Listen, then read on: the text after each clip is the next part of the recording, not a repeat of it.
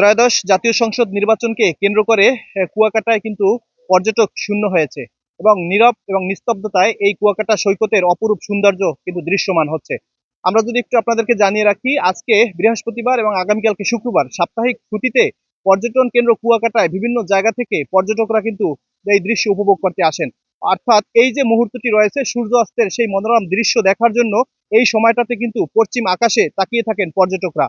এই মুহূর্তে যদি আপনাদেরকে আমি একটু ক্যামেরার মাধ্যমে দেখানোর চেষ্টা করি, এই মুহূর্তে কুয়াকাটা সৈকতে পর্যটকদের তেমন কিন্তু দেখা মিলছে না। অর্থাৎ কিছু সংখ্যক পর্যটক থাকলেও এবং অধিকাংশ কিন্তু এই কুয়াকাটার যে আশেপাশে অর্থাৎ কাছাকাছি যে সকল স্থানীয় বাসিন্দারা রয়েছেন তারাও কিন্তু এই উপভোগ করতে এসেছেন কুয়াকাটা সমুদ্র সৈকতে।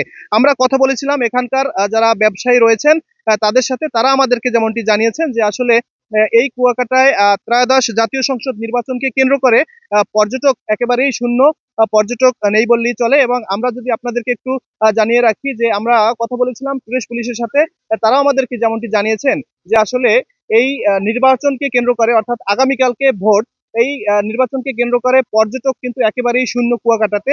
এবং আমরা কথা বলেছিলাম কুয়াকাটার যে আবাসিক হোটেল রয়েছে অর্থাৎ হোটেল মোটেল এমপ্লয়ি অ্যাসোসিয়েশনের সভাপতি ইব্রাহিম ওয়াহিদ আমাদেরকে যেমনটি জানিয়েছেন যে এই মুহূর্তে তাদের হোটেলের বেশিরভাগ কক্ষই আসলে ফাঁকা রয়েছে, অর্থাৎ পর্যটকরা নেই বললেই চলে।